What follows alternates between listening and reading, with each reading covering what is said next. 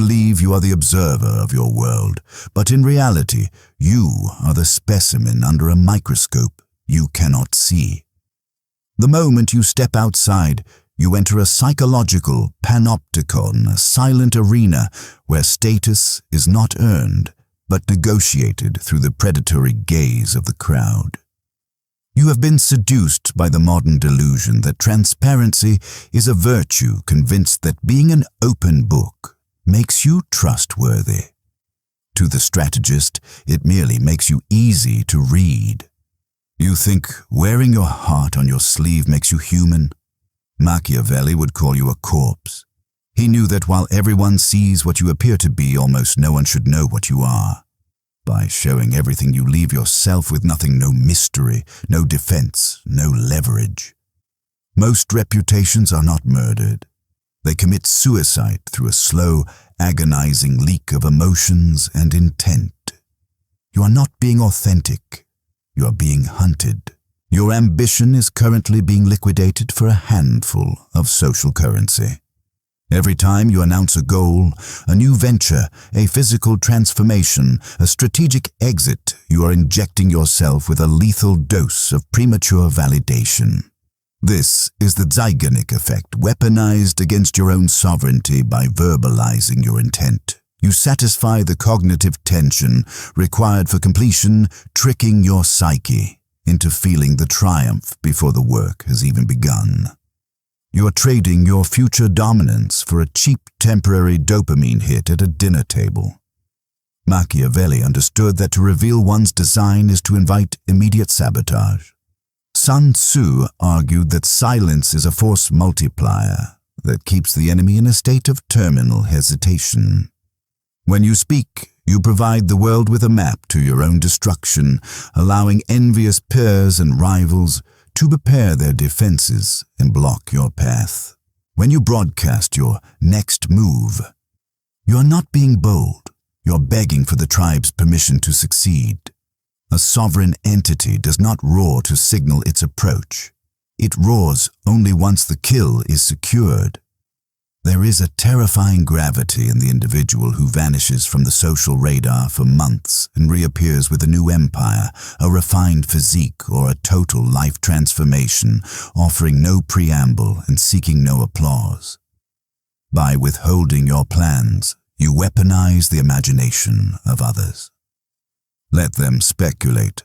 Let them fill the silence with their own projections of your power. Your mystery is the only strategic asset that cannot be taxed, stolen, or countered. Do not squander your leverage for the hollow echoes of a crowd that will celebrate your announcement while secretly praying for your downfall. Your misery is not a bridge to connection. It is a public confession of your own strategic incompetence. When you vocalize a grievance, be it the rigors of the economy, the perceived idiocy of your superiors, or the depth of your own fatigue, you are not seeking empathy. You are performing an audition for the role of the victim. This is the mediocrity magnet in action. Complaining acts as a psychological beacon for low-status alliances, drawing in those who find solace in shared defeat, while repelling those with the power to actually elevate you. Machiavelli observed that the human animal is instinctively repelled by the stagnant scent of failure. People gravitate toward the heat of vitality and the gravity of success. By airing your burdens, you signal that you have surrendered your agency to external circumstances, transforming your public persona into a leaking vessel of negativity. Marcus Aurelius maintained what he termed the inner citadel, a private fortress where the friction of the world is processed in silence, never broadcasted. In the corridors of modern power, trauma bonding through shared complaints is a tactical trap designed to anchor you to the lowest tier of the hierarchy. Contrast this with Sprezzatura, the Renaissance art of studied carelessness. It is the sophisticated ability to navigate the collapse of your world while maintaining a facade of effortless grace, making the impossible look like an afterthought. If you must bleed, do so in the private sanctuary of a therapist or a mentor who can repair the damage. To the public, your suffering must remain a ghost.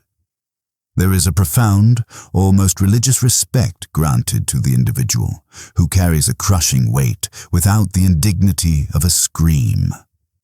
When the world probes your defenses with the casual inquiry of "How are things?" do not offer them your guts on a silver platter. Maintain the cold indifference of a sovereign and simply respond, moving forward. You think your rage is a shield. It is actually the handle by which you are swung. To lose your temper in public is to announce that your nervous system is open source code available for any amateur to hack. You are not demonstrating strength. You are undergoing an amygdala hijack, a biological regression into a state of slavery where a stranger's minor slight can reduce you to a reactive child. Machiavelli warned that while a prince may be feared, he must avoid the contempt that follows a lack of self-regulation. A man who cannot control his own pulse is inherently unfit to control a kingdom. When you explode, you reveal your triggers, mapping your vulnerabilities for the enemy and showing them exactly which buttons to press to make you look unhinged and irrational. The screamer is a court jester, desperate and loud. The predator is silent. True power utilizes calculated silence to create a vacuum of information.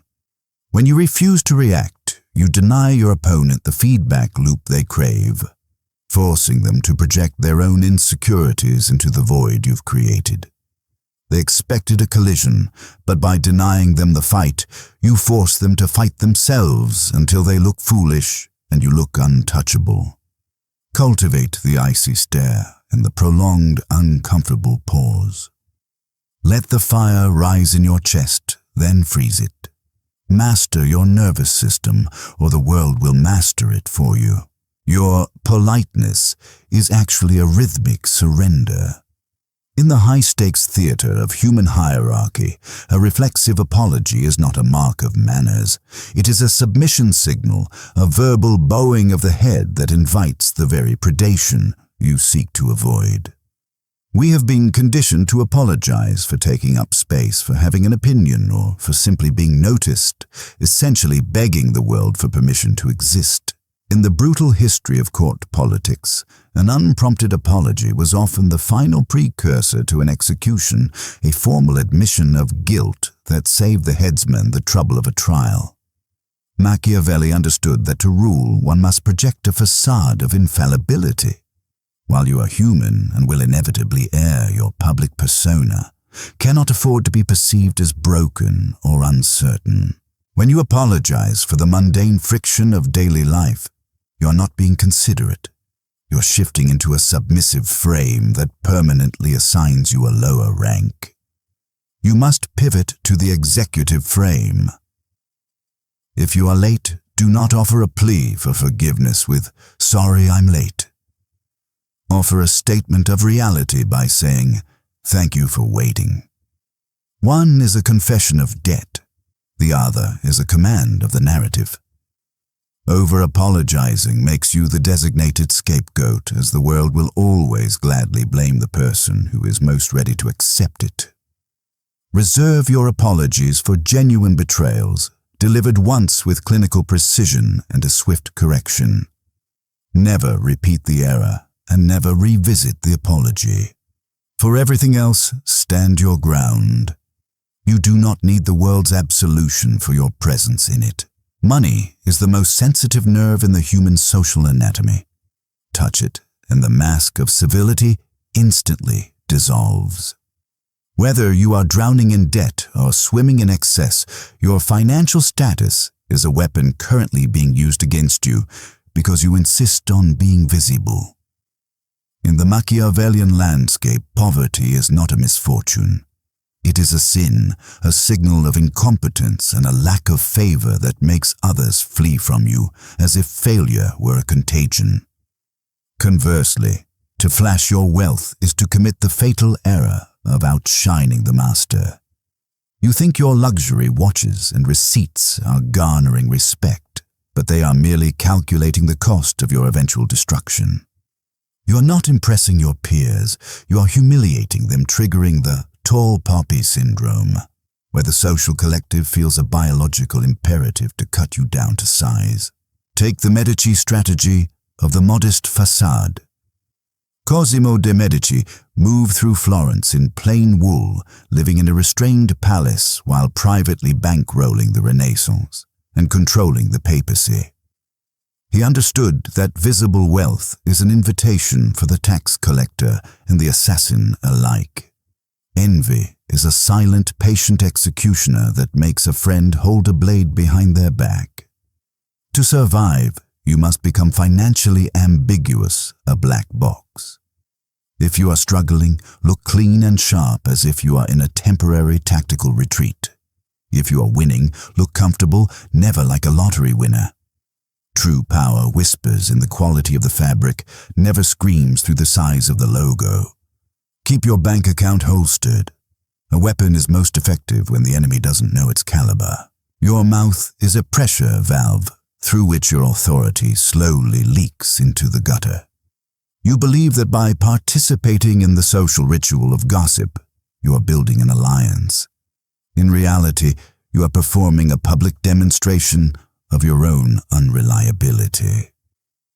Gossip is the currency of the bankrupt, a desperate bonding mechanism for those with no intrinsic value to offer. The moment you spill a mutual friend's secret, you do not earn the listener's trust. You earn their permanent suspicion. They realize that if you are comfortable selling another person's leverage for a momentary flash of attention, you will sell theirs just as cheaply. This is how you become despised, not for your malice, but for your pettiness. A sovereign mind operates as an information black hole. You must master the dead letter office technique. You receive everything, but you forward nothing. By maintaining strict information asymmetry, you ensure that you are the only one in the room with a complete map of the social terrain. While others are leaking their leverage for free, you are accumulating a leverage deficit in everyone around you. They tell you their secrets because your silence feels like safety, yet it is that very silence that makes you terrifyingly powerful. They know you hold the ledger of their vulnerabilities, but they can never be sure when or if you will call in the debt. Never speak ill of your enemies in public. It signals that they possess the gravity to move your emotions and the power to hurt you. If an enemy must be erased, let it be an act of silent clinical execution, not a loud, bitter performance. To speak is to acknowledge their weight. To remain silent is to render them beneath your notice. The moment you explain your morality, you are building your own gallows. You suffer from the novice's urge to preach, to broadcast your new diet, your Stoic discipline, or your political awakening at the dinner table like a desperate convert. You think you are proving your worth. In reality, you are providing the world with a yardstick specifically designed to measure your inevitable failure. This is the virtue signaling backlash. By announcing your code, you create targeted hypocrisy.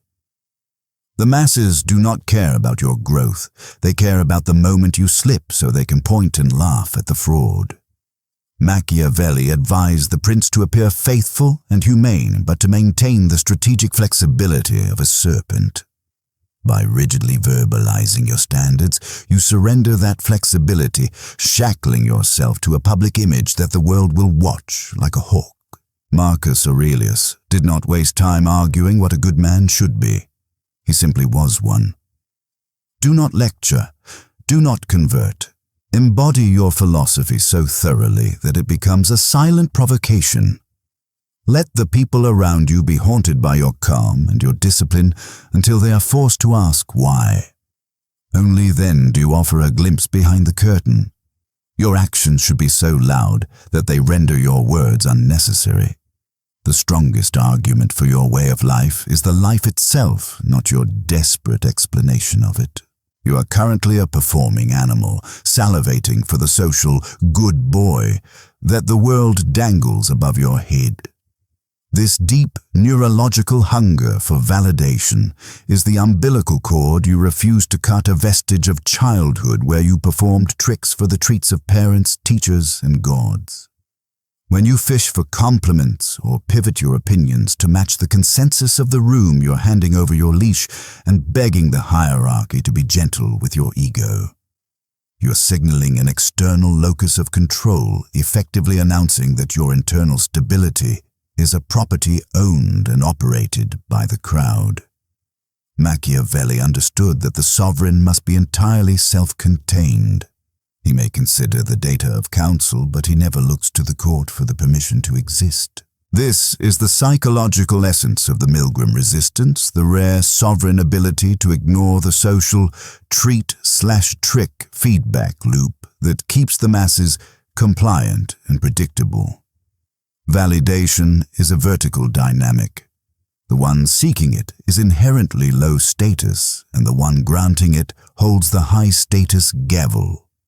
By asking for approval, you are permanently assigning yourself the lower rank and inviting the judgment of your inferiors.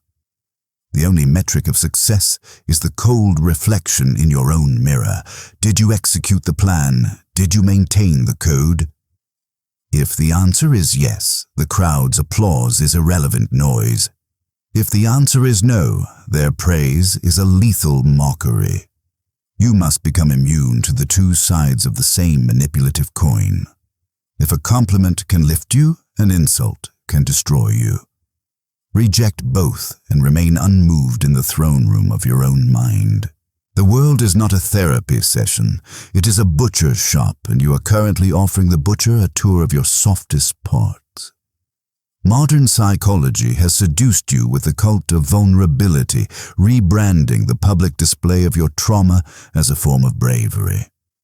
To the strategist, this is not courage. It is a tactical liquidation of your remaining defenses. In the cold geometry of human hierarchy, when you bleed in the water, the sharks do not feel empathy, they feel hunger. By broadcasting your deepest insecurities, your abandonment issues, your intellectual doubts, or your past wounds, you are not bonding. You're handing the crowd the specific blueprint required to dismantle your psyche. The Machiavellian observer hears your authenticity and sees only a list of buttons to press to force your submission. This is why you must master the art of the persona, an impenetrable shield that allows you to operate with strategic opacity. You must face your shadow, as Jung suggested, but you do so in the dark forge of your own spirit, where demons are integrated rather than advertised. When you step into the light, you wear the armor. The king does not walk among the peasants naked. He wears the crown and the heavy cloak not out of vanity, but because he represents the gravity of order. If you wish to lead, you must appear as a completed work of authority. You cannot guide others through a storm if you are visibly drowning in your own puddle. Keep your wounds cauterized and hidden until they have hardened into scars. Only then may you show the scar as a trophy of conquest rather than the wound as a desperate plea for help. The silence you have cultivated is not a void, it is a weight. By surgically removing these 9 handles of manipulation, you have created a vacuum that the world will instinctively try to fill with its own confusion. Your peers will prod you, prostrating themselves before your stillness, asking if everything is okay, simply because they can no longer find the hooks to pull you back into their chaotic orbit.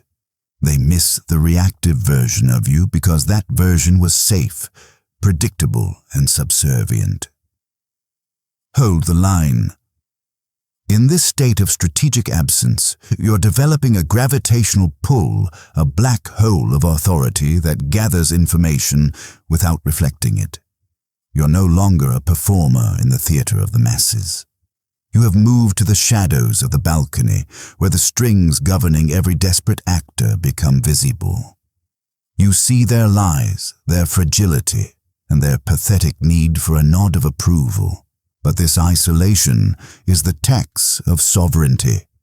Once you seal the gates of your public persona and deny the world access to your psyche, you are left alone in the throne room with the only enemy you cannot outrun, the internal voice. For most, the noise of the crowd is a distraction from the hollowness of their own spirit. When the music stops, the real battle for the kingdom of the mind begins. You have shielded yourself from the external predator, but now you must govern the internal one. If you have not built an iron hierarchy within, the silence will not be a fortress, it will be a prison of your own making.